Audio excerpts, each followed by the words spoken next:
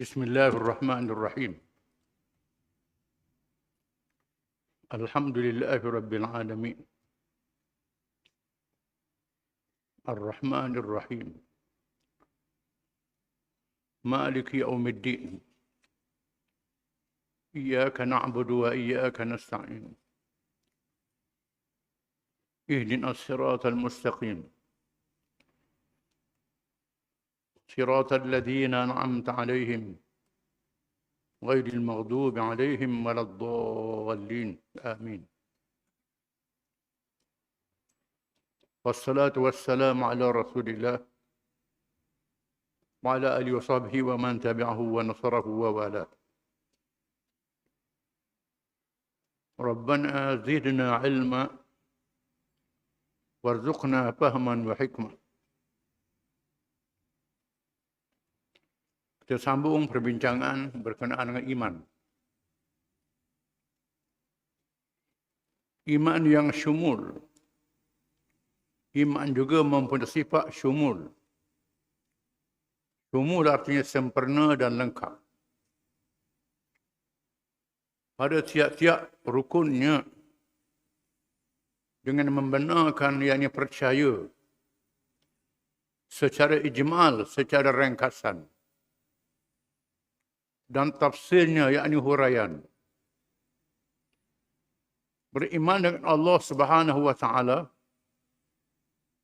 adalah terkandung di dalamnya beriman dengan wujudnya, sifat-sifatnya, asma'nya yakni nama-namanya, dan af'alnya yakni perbuatannya, menurut jalannya yang sebenar. Sebagaimana firman Allah Subhanahu wa taala, "Fa'lam annahu la ilaha illallah." Surah Muhammad ayat 19. Maksudnya ketahuilah bahawa sesungguhnya tidak ada Tuhan melainkan Allah. Allah sahaja. Iman tidak boleh dipecah-pecah, dibelah bagi, ditolak sebahagian, terima sebahagian. Mestilah sempurna dan cukup. Jangan tak cukup. Itu makna syumul. Tiap-tiap rukun iman tidak boleh dipecah-pecahkan. Tidak boleh dibuang. Percaya berrukun iman, mana percaya secara ijmal, secara ringkas. Secara ringkas, secara pendek. Dan percaya secara tafsil, huraian tiap-tiap satu. Huraian yang pertama beriman kepada Allah Subhanahu wa taala. Makna percaya kepada Allah, percaya kepada wujudnya, adanya. Sifat-sifatnya, semua sifat kesempurnaan adalah kepunyaan Allah Ta'ala. Sifat kekurangan mustahil bagi Allah Ta'ala. Asma'nya, segala nama-namanya. Di antaranya 99 nama disebut dalam hadis. Dan nama-nama yang lain lebih pada 99. Dia luar daripada hadis riwayat Tirmizi 99. Disebut dalam Quran dan hadis-hadis yang lain. Af'alnya, segala perbuatan Allah Ta'ala. Semuanya ciptaan Allah Ta'ala. Kita beriman. Sama ada perkara yang kita tengok, baik ataupun buruk, Allah Ta'ala menciptanya. Menjadikannya. Allah Ta'ala yang buat mereka. Semua perbuatan Allah Ta'ala mengandungi hikmat. Tujuan yang baik. Sama ada kita tahu atau kita tak tahu. Mesti ada tujuan. Baik. Termasuk perkara yang kita lihat, najis. Boleh buat baju. Mabuk. Bukan untuk makan. Buat obat. Dan sebagainya. Itu sebagai contoh. Begitulah hal-hal yang lain. Beriman kepada Allah dengan cukup. Fa'lam annahu la ilaha illallah. Ketahuilah bahawa tidak ada Tuhan yang sebenar melainkan Allah. Perkataan Allah, lafzul jalalah, lafaz yang paling agung. Tak mampu diterjemuh dalam bahasa lain.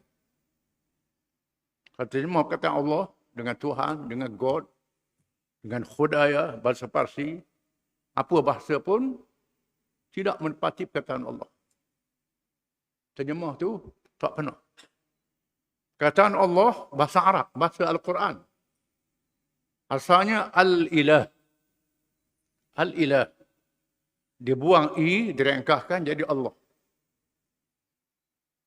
Semua nama-nama Tuhan terkandung dalam Allah. Semua sifat-sifat Tuhan terkandung dalam Allah. Semua perkara yang berkait dengan Allah Ta'ala terkandung dalam Allah. Maka orang bukan Islam terjemah Tuhan dengan Allah, terjemah tak betul. Kita nak larang tak boleh. Kepercayaan dia pun tak betul juga. Di antaranya Quran mengatakan, tafsir perkataan Allah. Qul huwallahu ahad. Allahus samad. Lam yalid wa lam yulad. Wa lam yakul lahu kufuwan ahad. Katakanlah, Allah itu ahad. Satu saja. Bermakna bila lantik Tuhan yang lain, tak kena makna Allah. Tak kena. Bila sebut Allah, dia saja Tuhan. Itu makna perkataan Allah. Allahus samad, ditujukan kepadanya segala perkara. As-samad, ditujukan kepadanya segala perkara. Semua perkara mesti dituju pada Allah Ta'ala. Tok Bomo sebut jin, iblis, syaitan, berkata la ilaha illallah. Salah. Bila sebut Allah tu, semua minta sembuh penyakit pada Allah. Tak ada jin sana, iblis sana. Kata Allah ni dia saja. Ini mesti. Lam yalid wa lam yulad. Tidak beranak dan tidak diperanakkan. Orang Kristian kata ada Tuhan anak. Nabi Isa anak Tuhan. Salah. Sebab Allah mana tak ada anak. Tak diperanakkan. Maka terjemahan dia salah. Dia nak pakai ke pandai. Dia nak makan babi, makan apa. Itu hal dia lah. Tetapi dia maknanya salah. Kita kena faham. Walam yakul lahu kufuwan ahad. Tidak ada sepertinya sesuatu pun. Tak ada yang sama dengan Allah Ta'ala. Huwallahu alladhi la ilaha illa huwa ar-Rahmanur Rahim. Allah. Dia Ar-Rahman, Ar-Rahim. Semua nama. Termasuk dalam Allah. Ini Allah. Ini mengikut bahasa Arab. Yang pakai ilmu Tok Bomo. Ilmu Tok Bomo salah, tak tahu bahasa Arab pun. Duduk dalam alih dan amba titik ber. Mengaruk itu. Itu ilmu mengaruk. Bahasa Arab pun tak tahu. Pakai akar, pakai reka sendiri. Ini Quran. Kena faham. Banyak orang-orang Tok Bomo. Semua duduk dalam Allah. Allah dalam alih dalam amba. Dalam titik ber belakang. Mengaruk tu, ilmu mengaruk. Kalau ada tulisan, ada apa tu, salah itu, tak betul. Kita kena balik Quran pada hadis Nabi SAW. Dia katakan, Qul huwallahu ahad, Allahus samad, lam yalid wa lam yulad, wa lam yakul lahu kufuwan ahad. Yang kena faham. Mana Allah ni, dia saja Tuhan, tak ada Tuhan yang lain. Pakai hukum dia saja, tak pakai hukum yang lain. Sebut Allah. Tapi undang-undang Islam tak pakai. Pakai undang-undang lain. Ini menipu. Nak laksanakan hukum hudud, hukum kisah, hukum jenayah. Takut huru-hara, takut apa. Ini tak menepati Allah. Kataan Allah itu. Tidak faham. Allah ni percaya pada dia sahaja, tak ada yang lain. Hukum dia, peraturan dia, sifat dia, nama-nama dia. Semua ciptaan dia adalah baik. Kita kena percaya. Itu makna perkataan Allah. Bila beriman kepada Allah, beriman tiap-tiap sesuatu yang berkait dengannya. Tak boleh pisah-pisah, pecah-pecah. Meratik bukan main, siapa beringguk, surah. La ilaha illallah. Duduk luar pakai hal lain. Pakai peraturan lain. Sokong lain pada peraturan Allah Ta'ala. Setuju dengan hak lain. Ratik apa begitu? Nipu. nipu. Tak siapa maksud perkataan Allah. Kita kena sedar. Firman Allah Subhanahu wa taala, "Alam ya'lam bi anna Allah yara." Surah Al-Alaq ayat 14. Maksudnya, tidakkah ia mengetahui bahawa sesungguhnya Allah itu melihat? Allah melihat segala-galanya. Termasuklah perkara yang gaib. Malaikat yang kita tak nampak, Allah Ta'ala nampak. Kuman yang halus, Allah Ta'ala nampak. Duduk dalam batu yang keras. Tengah malam yang gelap gelita, Allah Ta'ala nampak. Tak ada beza di sisi Allah Ta'ala melihat sesuatu. Kita kalau dekat baru nampak, jauh tak nampak. Kalau cerah baru nampak, gelap tak nampak. Allah Ta'ala tak ada beza. Cerah, gelap, jauh, supaya je. Itu melihat Allah Ta'ala. Yang tiada bandingan, yang tiada tandingan.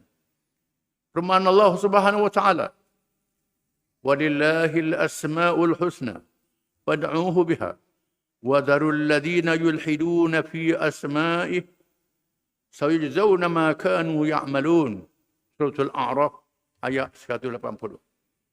Maksudnya, Allah mempunyai al-asmaul husna. Al-asmaul husna. Nama-nama yang terbaik, yang paling baik kepunyaan Allah. Yang agung, yang syumul, lengkap dengan sifatnya.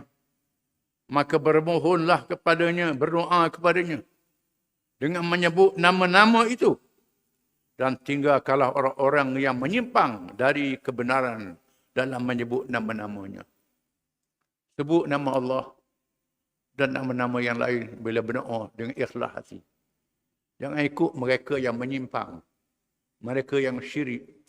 Menyebutkan Allah dengan sesuatu yang lain. Yang tak berhadap sepenuhnya kepada Allah Ta'ala. Firman Allah Subhanahu wa Ta'ala, "Wallahu khalaqakum wa ma ta'malun." Surah As-Saffat ayat 96.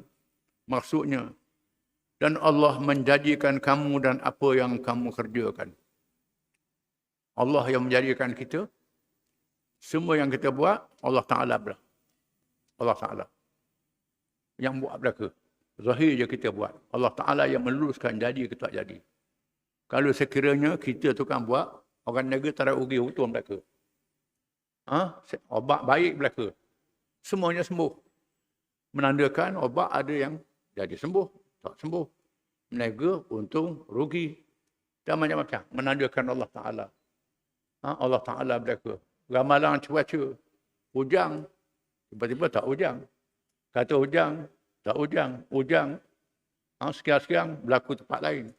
Itu menandakan Allah Ta'ala yang punya segala-galanya. Itu makna beriman kepada Allah. Beriman dengan malaikat.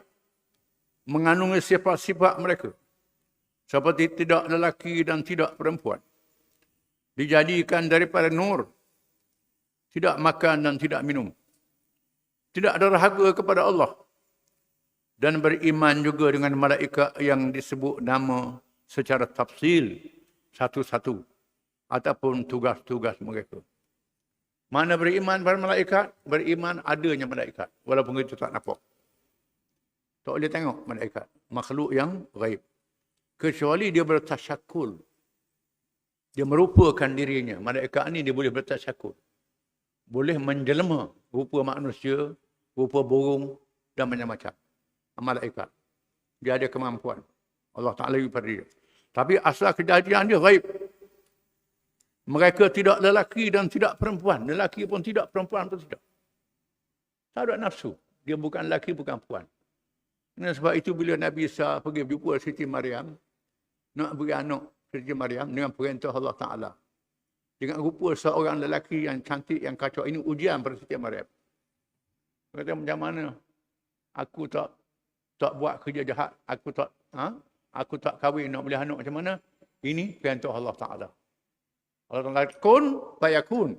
Jadi dengan perintah Allah Ta'ala. Dia tak ada subuh, tak ada kemaluan.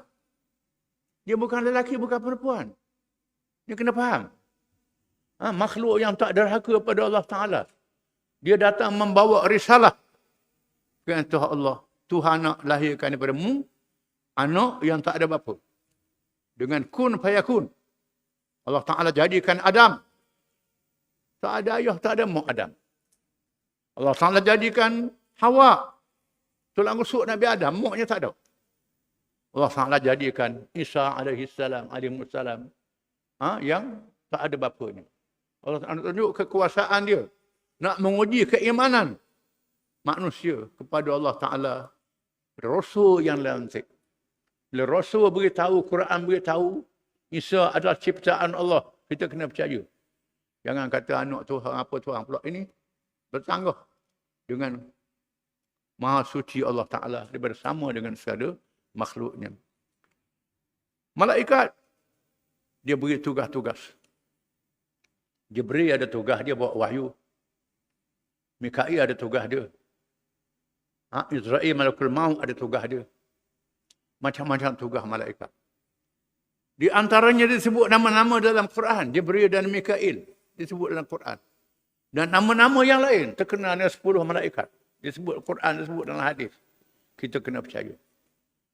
Yang tak disebut namanya, kita percaya. Banyak kita tak tahu bilangannya. Percaya secara iman, percaya satu-satu dan tafsir.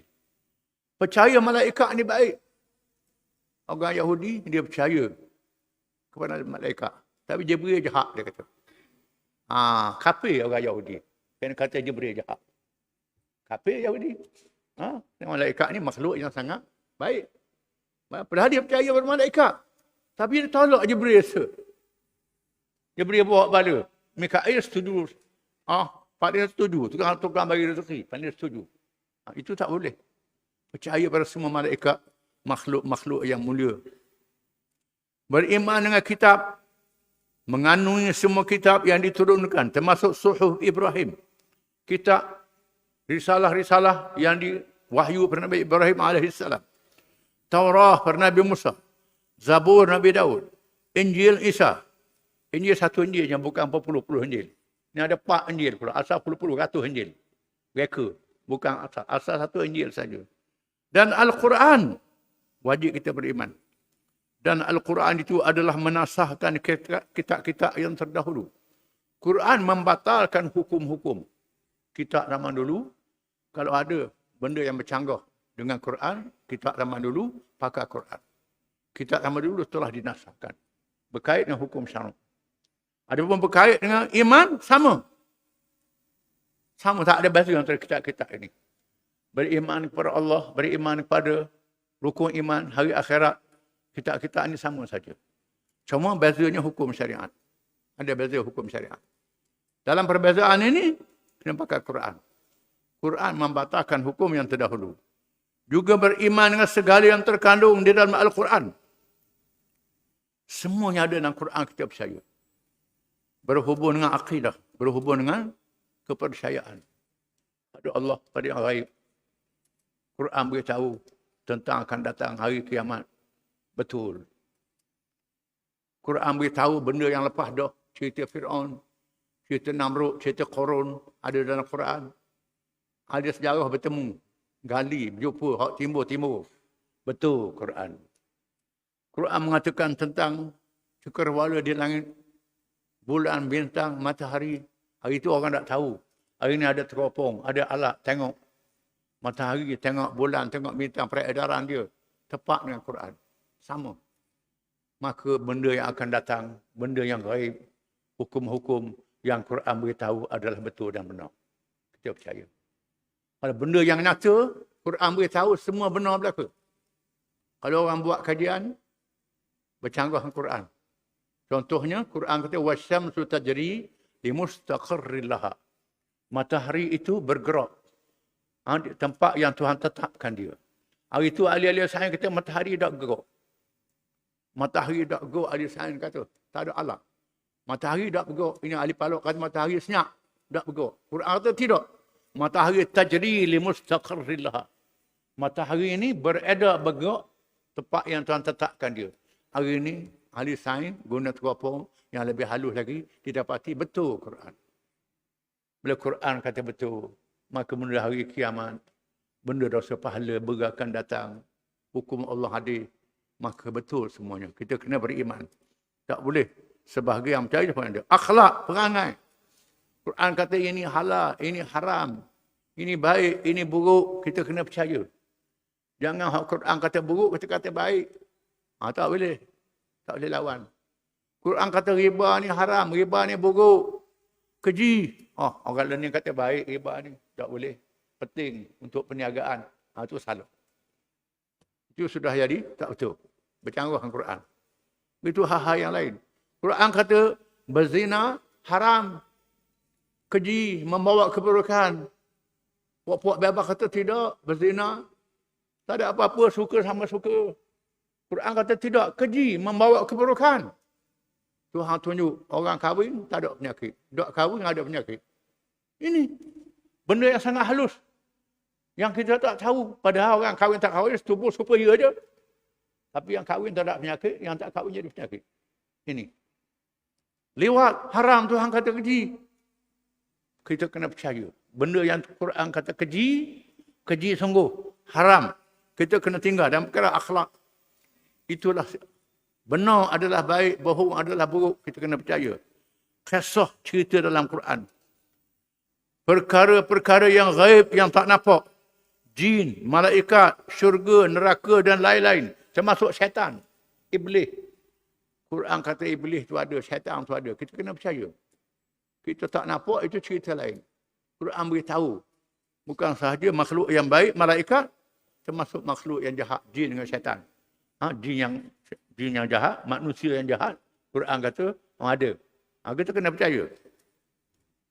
Beriman dengan rasul-rasul pula adalah secara ijmal dan tafsir dengan sifat-sifat mereka yang wajib, mustahil dan harus. Percaya pada rasul, kita percaya. Pada semua rasul-rasul yang dilantik oleh Allah Ta'ala, nabi-nabi yang dilantik Allah Ta'ala, kita beriman kepadanya. Percaya secara umum. Banyak. Ada yang diketahui, ada yang tak diketahui. Rasul-rasul yang disebut namanya dalam Quran. Disebut namanya. 25 orang rasul disebut dalam Quran. Wajib kita beriman. Rasul yang khilaf. Tak jadi salah. Khadir adakah rasul? Nabi? Atau dia seorang wali? Ada ulama kata dia wali. Ulama kata dia nabi. Kalau orang kata wali, tak rosong akidah dia. Kalau kata dia nabi, tak rosong akidah dia. Ini perkara yang tak disebut jelas dalam Quran. Cuma dia disebut hamba yang soleh. Yang ada ilmu laduni min ladunna ilma. Tu hamba tahu benda akan datang kepada dia. Untuk ajar Nabi Musa. Khadir ni ada. Dia nabi, dia rasul, itu khilaf ulama. Zulkarnain disebut dalam Quran. Ada ulama kata dia raja yang adil. Ada ulama kata dia raja dan nabi dia pula. Itu khilaf ulama. Itu tak ada masalah. Dia raja yang adil, itu betul. Quran menyebutnya. Kisah-kisah dalam Quran. Nabi-nabi yang disebut. Sifat-sifat yang wajib, mustahil bagi Rasul. Harus bagi Rasul, kita percaya. Rasul ni wajib benar, wajib amanah. Wajib menyampaikan. Rasul ni cerdik, tak ada Rasul yang bodoh. Semua cerdik Rasul-Rasul ni. Manusia yang terbaik, kita kena percaya Rasul-Rasul itu sifat-sifatnya. Mustahil bagi Rasul bohong. Rasul dia tak boleh bohong. Tak boleh. Mustahil bagi dia bohong. Kecuali yang diizin oleh Allah. Al-harbu khir'ah. Tipu helah peperangan. Ini Tuhan izin. Itu cerita lain. Kemudian harus bagi Rasul. Dia berkahwin, dia ada anak, dia makan, dia minum. Beriman dengan hari akhirat adalah termasuk di dalamnya berhubung dengan tanda-tanda kiamat. Sama ada yang besar ataupun yang kecil. Dan segala mukaddimah kiamat, pendahuluan kiamat. Seperti yang tersebut dalam Al-Quran dan hadis Nabi SAW. Beriman pada hari kiamat, beriman semua yang berkait dengannya. Termasuklah tanda-tanda kiamat. Tanda kecil, tanda besar disebut dalam hadis, kita kena percaya. Disebut dalam hadis. Kita kena percaya. Antara tanda api kiamat tu akan zahirnya Dajjal. Kita kena percaya. Turun Nabi Isa, kita kena percaya. Zahir Imam Mahdi, kita kena percaya. Kena percaya. Bila-bila itu bukan kerja kita. Ada orang duduk buat ramalan. Tahun sekian, tahun sekian, tahun sekian. Tak ada siapa yang tahu itu dalam ilmu Allah Ta'ala. Kita percaya sekadar yang Tuhan beritahu. Ada syurga neraka, ada sirat, ada para mahsyar. Kita kena percaya semua. Suratan amal manusia, itu perkara akhirat. Wajib kita beriman dan percaya kepadanya. Jadi percaya pada semua perkara yang berkait dengan hari akhirat. Wallahu a'lam.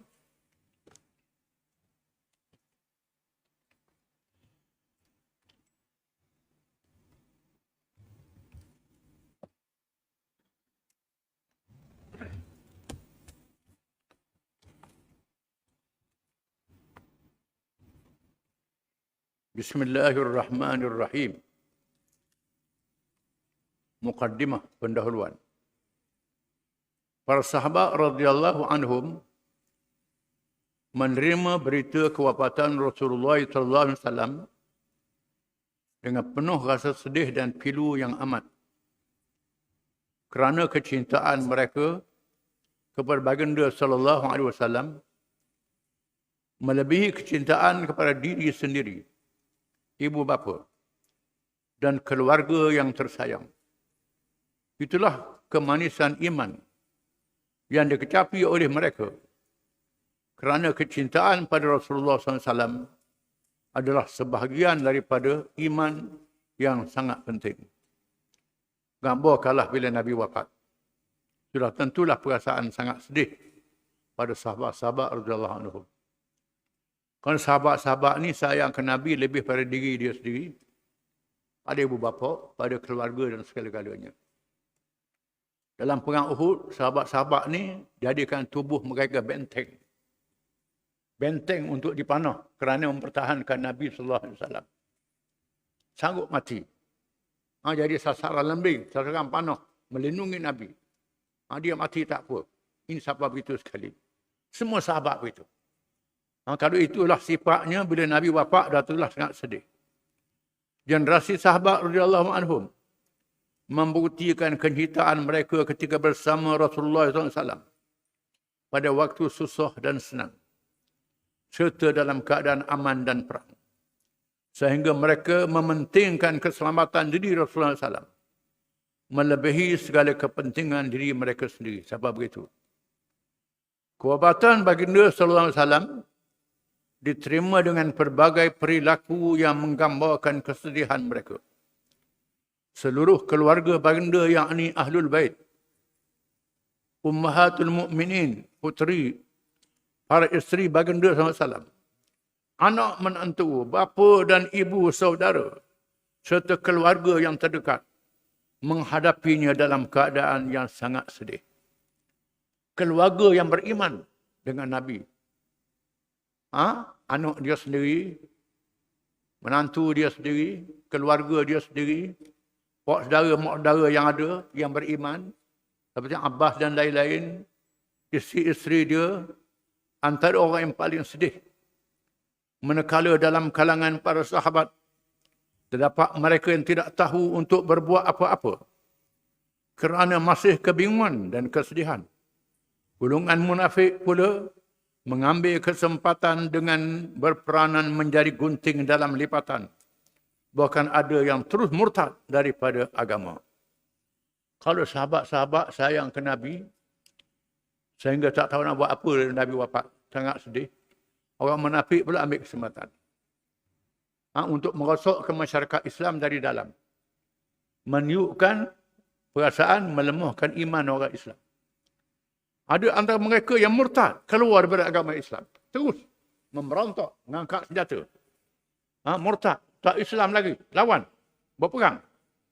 Fitnah murtad itu berlaku apabila terdapat mereka yang menjadi pengikut kepada pembohong-pembohong besar yang mengaku sebagai Nabi.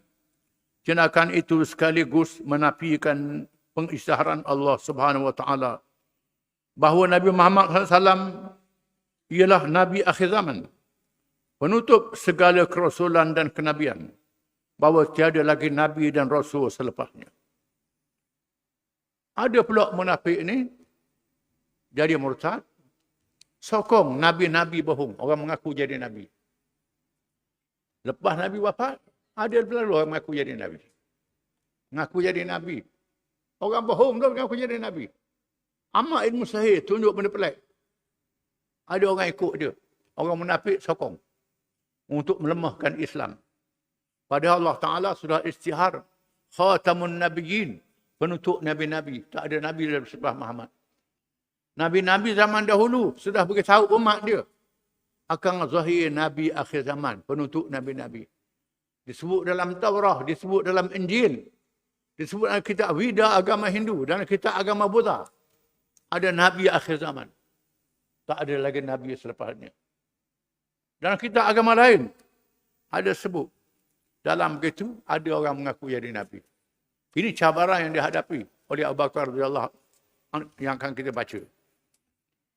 Selain itu, ada dalam kalangan mereka yang murtad mengambil kesempatan dengan menafikan perintah kewajipan menunaikan zakat terhadap negara dan masyarakat. Mereka membatalkan zakat sebagai sebahagian daripada rukun agama Islam. Di mana salah satu sumber keuangan negara ialah zakat. Zakat ni sumber keuangan. Ghanimah, paid, jizyah, kharaj itu sumber keuangan. Zakat ni sumber daripada orang Islam. Wakaf daripada orang Islam. Sedekah daripada orang Islam. Adapun kharaj, jizyah, usyur daripada orang kafir yang duduk bawah kerajaan Islam. Orang kafir kita tak boleh paksa dia. Ini orang Islam adalah ibadat. Pokok yang murtad ni mengisahkan zakat tak wajib. Akan menjejahkan keuangan negara pada masa itu. Menjejahkan keuangan. Pemerintah kurang keuangan. Bila zakat kurang. Ini jadi masalah ujian. Sayyidina Umar bin Al-Khattab radhiyallahu anhu pula menghunus pedang lalu dengan tegas menyatakan bahawa Rasulullah SAW tidak wafat dan hanya pengsan laksana Nabi Musa alaihissalam ketika menghadap Allah Subhanahu wa taala, sehingga kan Umar radhiyallahu anhu mencabar untuk bertindak terhadap sesiapa yang menyatakan Rasulullah SAW telah wafat. Sayyidina Umar pula bakaian dia, bengih dia terus. Nabi tidak wafat, Nabi pengsan saja. Barang siapa kata Nabi wafat, aku tetap. Aku bunuh dia. Sayyidina Umar keras. Untuk, ni ada hikmah juga. Untuk menghadapi mereka munafik ini. Maka dalam situasi sedemikian, setelah menziarahi Rasulullah SAW, rumah Ummul Mukminin Aisyah radhiyallahu anha, Aisyah Abu Bakar menunjukkan kehebatannya apabila keluar ke masjid dan terus menyampaikan ucapannya yang terkenal tanpa mempedulikan tindakan Umar radhiyallahu anhu. Di sini menunjukkan kehebatan Abu Bakar. Memang dia layak jadi khalifah, jadi ketua negara.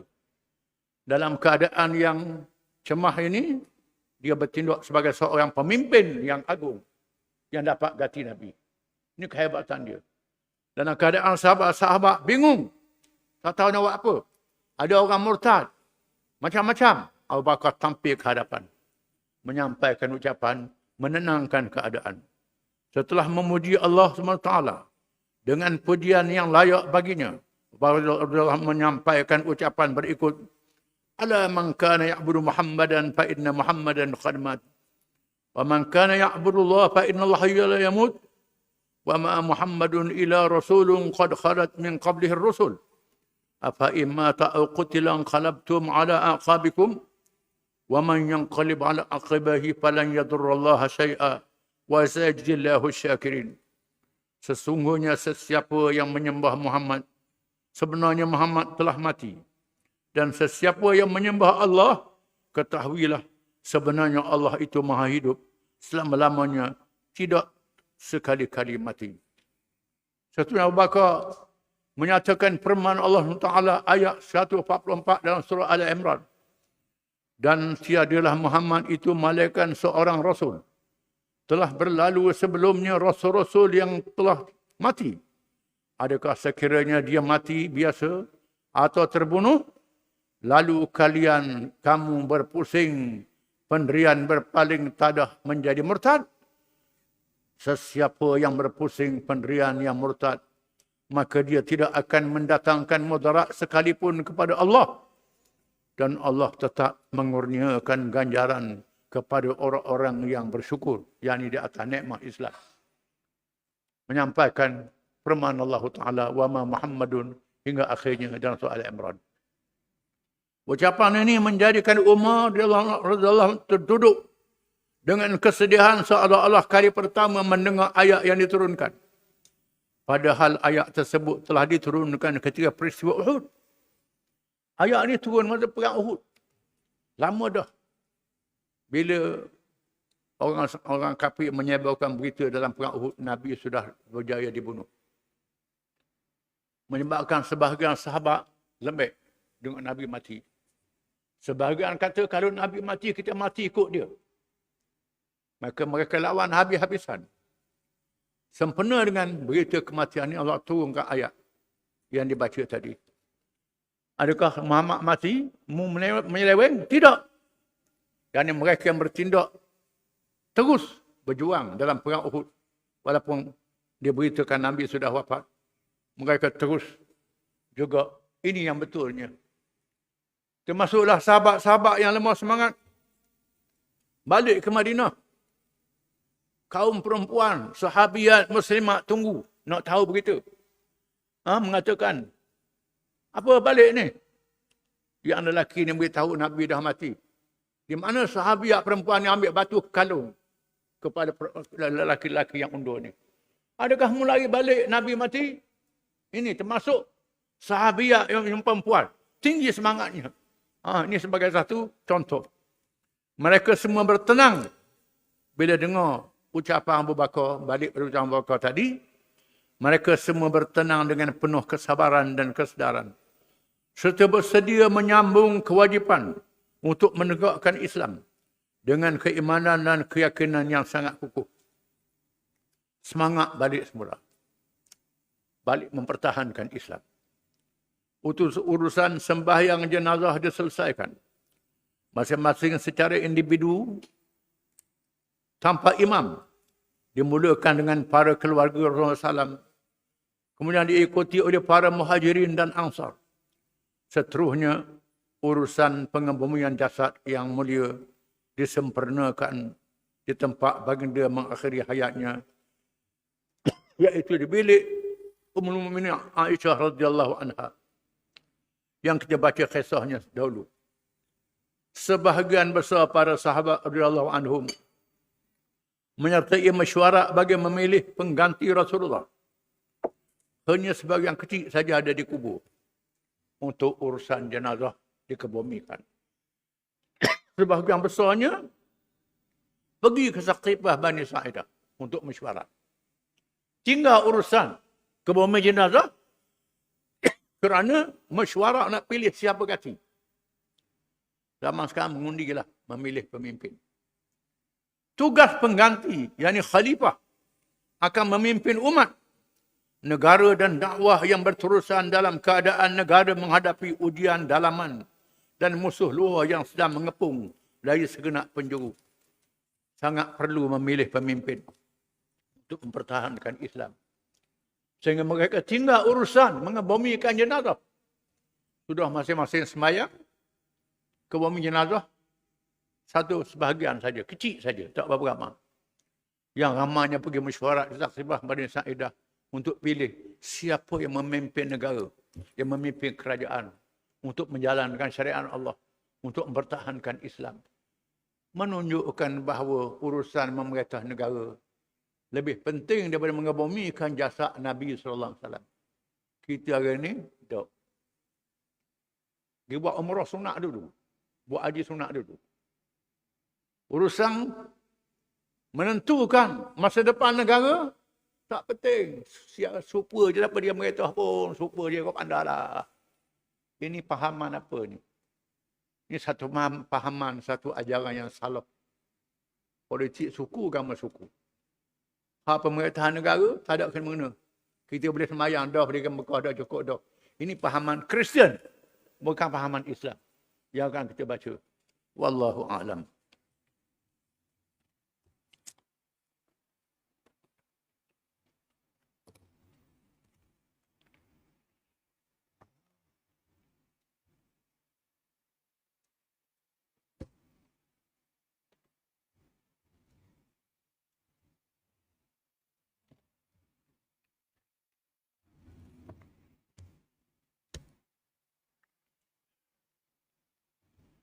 أعوذ بالله من الشيطان الرجيم وسارعوا إلى مغفرة من ربكم وجنة عرضها السماوات والأرض وعدت للمتقين الذين ينفقون في السراء والضراء والكاظمين الغيظ والعافين عن الناس والله يحب المحسنين والذين إذا فعلوا فاحشة أو ظلموا أنفسهم ذكروا الله فاستغفروا لذنوبهم ومن يغفر الذنوب إلا الله ولم يصروا على ما فعلوا وهم يعلمون أولئك جزاؤهم مغفرة من ربهم وجنات تجري من تحتها الأنهار خالدين فيها ونعم أجر العاملين.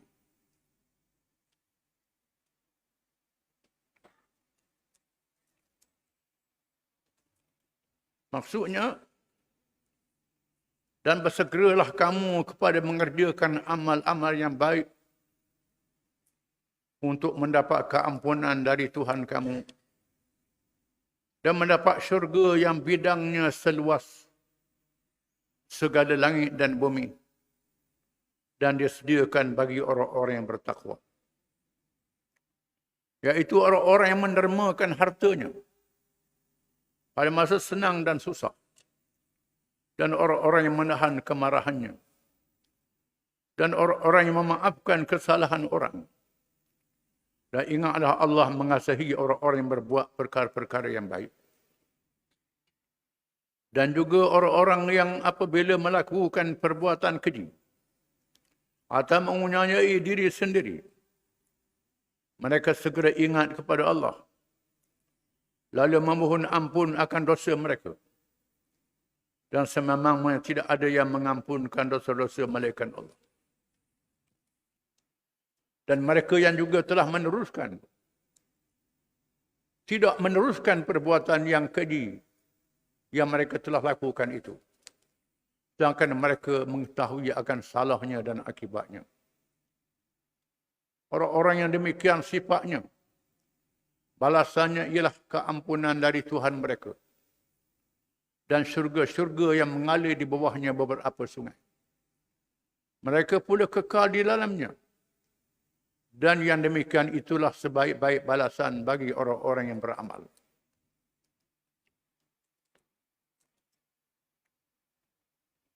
Ayat ini hadiah yang sangat berharga diberi Allah kepada orang-orang yang beriman. Menjanjikan keampunan dan syurga. Wasyari'u ila maghfiratin min rabbikum wa jannatin 'arduha as-samawati wal ardu u'iddat lil muttaqin. Dan bersegeralah kamu, berlomba-lomba kamu ke arah keampunan daripada Tuhan kamu. Dan syurga yang lebarnya segala langit dan bumi disediakan untuk orang yang bertakwa. Disebut lebarnya langit dan bumi. Kalau lebar langit bumi, panjang tak tahulah. Panjang lebih pada lebar lagi. Menunjukkan betapa luasnya surga itu. Kurnia Allah Ta'ala pada mereka yang beriman. Sehingga lebarnya langit dan bumi disebut lebarnya. Arduha makna lebarnya. Asal arduha ni lebar. Tul makna panjang. Kalau lebar antara langit dan bumi, panjang tak tahu. Itu. Kemudian maghfirah, keampunan daripada Tuhan kamu. Keampunannya luas juga. Disebutlah hadiah-hadiah yang banyak. Allah Ta'ala memberi peluang untuk bertaubat pada mereka yang beriman, yang bertaubat. Daripada mula dia balik, sehingga nyawa sampai ke halqam. Bila nyawa sampai ke halqam, pintu taubat tutup. Sepanjang masa sehingga matahari naik dari arah barat. Matahari naik timur lagi. Bila berlaku pusing naik daripada arah barat, pintu taubat ditutup. Tak tahu bila, tahun berapa. Panjangnya pintu taubat yang dibuka oleh Allah Ta'ala kepada mereka yang beriman, kecuali yang syirik Yang melantik Tuhan yang lain Allah Ta'ala. Tuhan tak ampun. Inna Allah la yaghfiru an yushraka bih. Wa yaghfiru ma duna dzalika liman yasha. Allah Ta'ala tidak mengampun dosa orang yang syirik menyekutukan Allah dengan sesuatu yang lain. Allah Ta'ala mengampun dosa yang lain daripada itu. Lain pada syirik nak kata berapa ratus ribu dosa. Banyak mana berdosa. Allah Ta'ala ampun. Dengan syarat dia beristighfar dengan ikhlas. Dia istighfar dengan ikhlas. Dia tinggal dosa tu kemudian beristighfar. Azam dalam hati tak mau buat dah. Niat dalam hati. Tak mau buat dah dosa ni. Tiba-tibanya buat pula. Dia buat pula. Kelemahan ada pada diri dia. Tuhan buka lagi pintu taubat. Walaupun dia buat pula. Jangan dia niat tu nak buat pula akan datang tu tak boleh. Dia dah niat tak mau buat dah. Dengan ikhlas. Jatuh pula. Dosa pula. Tuhan buka lagi pintu taubat. Disebut dalam hadis kursi. Hamba-Ku mengerjakan dosa. Terjemahan dia. Dia meminta ampun pada aku. Aku ampunkan dosanya. Tiba-tiba dia buat dosa pula. Buat dosa pula. Kemudian dia menyesal. Dia minta ampun pada aku.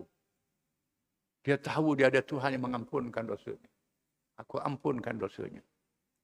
Tiba-tiba dia buat pula Tuhan. Lepas tu dia sesal. Dia boleh sebar. Dia minta ampun dengan aku. Dia tahu ada Tuhan mengampunkan dosa. Aku ampunkan dosanya. Begitulah seterusnya. Sehingga siapa nyawa, siapa kalkot. Disebut dalam hadis kursi. Disebut dalam hadis yang lain. Hamba-Ku datang. Kalau dia datang pada aku. Sehasta aku datang padanya. Dia datang sehasta selangkah. Untuk meminta ampun, aku datang padanya langkah yang lebih lagi untuk mengampunkan dosanya. Dia datang kepada aku sepenuh bumi dan langit dosanya. Aku ampun sepenuh langit dan bumi akan dosanya, Tuhan kata. Ini sebut dalam hadis. Tuhan sangat gembira orang yang bertaubat di atas dosanya. Laksana seorang yang musafir di padang pasir dengan untanya. Yang penuh dengan bekalan. Dia terjatuh daripada unta dia. Dia tengah padang pasir yang tak ada air, tak ada apa. Hilang segala bekalannya. Sayup mata mandang belah kiri kanan, tak tahu nak pergi. Lalu dia pejam mata. Selain dia celik mata, nampak unta dia cokoh ada depan bekalan dia baik. Lalu dia latuh. Terkejut kerana unta ada depan. Dia kata, oh, ya Allah, ya Tuhanku, aku Tuhanmu, hamba aku. Sebalik cakap. Terlatuh ucapannya. Kerana terlalu gembira. Kerana dalam keadaan yang lapar berlaku. Latuh. Sebut dia pula Tuhan, Tuhan pula hamba dia. Terlalu gembira. Begitu gembira Tuhan terhadap hamba yang minta ampun daripada dosa. Disebut dalam hadis. Dalam banyak kitab Riyadhus Salihin. Bagaimana seorang pembunuh yang membunuh 99 orang. Lalu dia menyesal kerana dia bunuh 99 orang. Berjumpa dengan Tok Lebah. Jumpa dengan Tok Lebah. Rahib. Tanya Tok Lebah. Aku ni bunuh orang 99 orang. Dia cakap aku je orang jahat. Aku nak minta ampun kepada Tuhan. Tuhan ampun. Tuhan ampun. Tuhan ampun kat dosa aku. Tok Lebah tu kata mu jahat dah lalu Tuhan tak ampun. Dia kata Tok Lebah tu pula. Jadi 100. Jadi 100 orang. Lepas tu kita tanya orang alim. Baru kena tanya orang alim. Kita tanya Tok Lebah. Tanya orang alim. Tanya orang alim, adakah Tuhan ampun dengan dosa? Mana kata Tuhan ampun dosamu. Mu istighfar semua tu ampun dosamu. Cuma mu jangan duduk sini lah. Muka orang jahat pergi kat lain. Mu pergi kat lain. Dengan ikhlas dia nak pergi kat lain, nak tinggal kampung dia.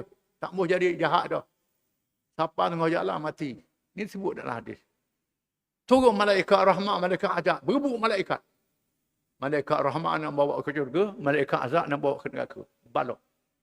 Malaikat rahmat kata dia minta ampun dah. Malaikat azab kata jahat dah lalu. Apa? Balok dua kumpulan malaikat.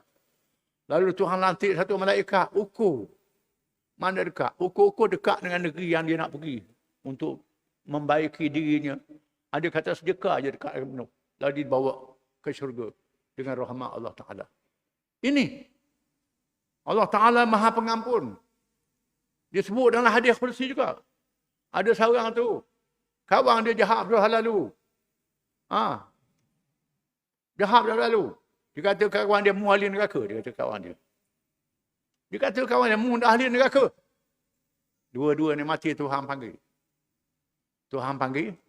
Tanya. Hak yang buat baik kata kawan mu ahli neraka. Tuhan kata, apa urusanmu? Apa urusanmu? Kamu tentukan dia ahli neraka. Tuhan kata. Lalu Tuhan perintah.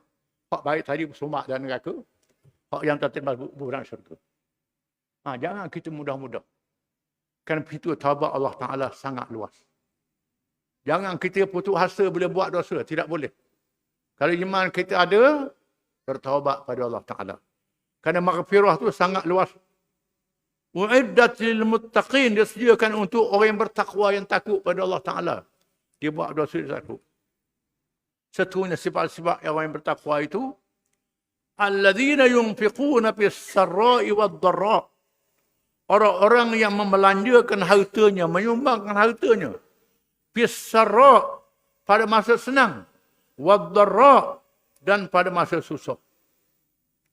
Masa senang dia belanja harta sebanyak-banyak.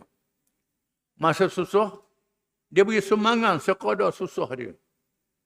Walaupun dia susah, tolong juga orang. Dia susah, bantu juga orang.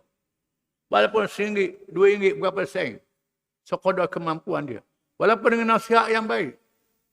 Senang, cara senang. Susah, cara susah. Sama ada susah, sama ada senang. Tentak menyumbangkan hartanya. Wal kazimin al ghaidha. Dan orang yang menahan kemarahannya. Menahan kemarahan ni payah. Terutamanya kita mampu nak balas. Mampu nak bertindak. Tetapi kita dapat tahan kemarahan kita. Disebut dalam hadis. Laisa syadidu bil sur'ah. Wa innama syadidu man yamliku nafsahu indal ghadab. Bukan orang yang hebat tu orang yang sepak bertindak dengan tangan dia. Pukul orang, kata orang. Bukan orang yang hebat. Wa imma syadidu, orang yang hebat itu ialah orang yang yamliku nafsahu indal ghadab. Yang boleh mengawal diri bila dia marah.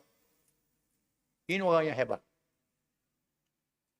Contohnya Nabi kita Muhammad sallallahu alaihi wasallam. Nabi kita orang yang berhak diampun. Bila Nabi buka Mekah, Fathu Makkah. Mekah dibuka, Islam sudah menang. Puak-puak Mekah jahat, datang ramai-ramai, diminta datang ke masjid, kumpul. Nabi menyampaikan ucapan. Nabi tanya, mu tahu tak aku nak buat apa kamu? Mu tahu tak? Mu kenal tak? Lalu mereka kata, akhun karim, ibnu akhin karim. Mula orang yang baik, mula orang yang puji Nabi. Dulu dia tagur Nabi, dia hentam Nabi, katok Nabi. Nabi kata, idhabu wa antumut tulaqa. Pergilah kamu semua dibebaskan. Dibebaskan. Kecuali beberapa orang penjinayah yang sangat berat sangat, Nabi tak maafkan dia. Nabi hukum. Tak sampai 20 orang. Yang 20 orang ni sebahagiannya dihukum. Sebahagian besarnya datang minta maaf dengan Nabi. Nabi maafkan mereka. Antara Ikrimah bin Abu Jahal, anak Abu Jahal. Nabi maafkan dia. Maaf. Jadi sahabat yang setia lepas pada itu. Nabi maaf. Nabi tunjuk contoh. Kita mampu nak bertindak. Kita sabar. Menghadapi ujian. Orang kata kita. Kecuali kesalahan yang tak boleh maaf. Hukum hudud. Yang disebut dalam Quran. Orang minta maaf hukum hudud. Sudah cari di mahkamah. Mahkamah dah buat keputusan. Itu tak boleh maaf. Tak boleh. Ada tempat boleh maaf, tempat tak boleh maaf. Kita kena lihat. Wal afina 'anil nas. Dan orang yang memaafkan orang. Memaafkan orang.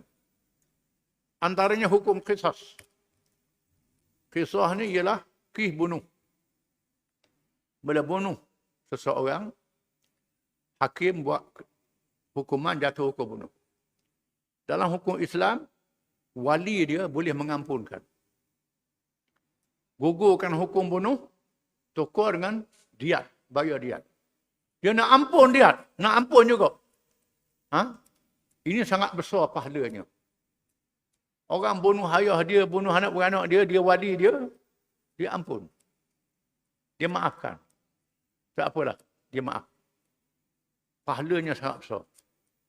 Memanglah gerang nak kadang-kadang cerita lah. Bila orang bunuh. Ini, tapi dia boleh. Maaf. Ada sebut dalam hadis, masuk syurga nanti ada hisab. Ini. Tapi benda ni payah. Bukan mudah. Benda yang sangat payah, sangat suka. Tapi berlaku dalam dunia hari ini. Di Arab Saudi, di Iran, beberapa tempat dia jalan hukum kisah ni. Berlaku. Bila orang bunuh, waris dia maafkan. Ampunkan dia. Ini berlaku. Berlaku begitu. Wallahu yuhibbul muhsinin. Allah Ta'ala mengasihi orang-orang yang mengerjakan kebaikan amal yang baik. Yang tersebut tadi. Kasih. Walladzina idza fa'alu fahishatan. Di antara orang bertakwa itu. Walladzina idza fa'alu fahishatan. Dan orang-orang yang mengerjakan maksiat, kejahatan. Mengerjakan kemungkaran. Dia buat dosa, buat salah. Dosa yang sangat besar. Berzina, minum arak, makan riba, macam-macam lagi. Buat kerja yang keji. Aw zalamu anfusahum, yang menzalimi diri mereka sendiri. Dia zalim diri dia sendiri, buat jahat, buat dosa. Zakarullah, dia ingat pada Allah. Fastaghfaru lidunubihim. Lalu dia beristighfar minta ampun dengan Allah Ta'ala. Minta ampun. Antara dia dengan Allah Ta'ala. Mengikut hukum syarak, seorang yang buat maksiat, jangan cerita ke orang. Jangan cerita ke orang. Tak molek cerita ke orang kita buat maksiat. Ada orang tu dia bangga dia buat maksiat. Megah pula, berasa dia hebat. Ini orang tak pakar. Ada orang tu dia malu buat maksiat. Tak cerita ke orang. Jangan cerita ke orang. Kecuali tanya orang alim, nak tahu hukum. Ada, tanya orang alim. Hukum macam mana? Itu tak jadi salah. Tanya orang alim. Apa hukumnya dia buat begini-begini, tak jadi salah. Tadi menyebarkan berita jahat dia tak malek. Dia sembunyi. Fastaghfaru lidunubihim. Dia minta ampun dengan Tuhan. Wa man yaghfiru dzunuba illallah. Siapakah yang boleh mengampunkan dosa lain daripada Allah? Allah yang Maha Pengampun. Kena percaya. Allah yang Maha Pengampun. Walam yusirru ala ma fa'alu wa hum ya'lamun. Dan dia bertegah tak mahu buat dosa lagi.